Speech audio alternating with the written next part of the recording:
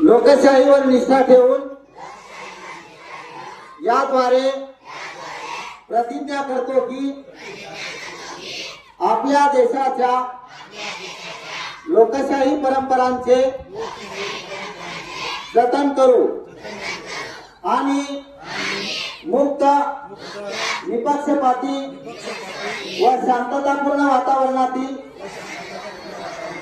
निवडणुकांचे पावित्र्य राखू व प्रत्येक निवडणुकीत निर्भयपणे तसेच धर्म,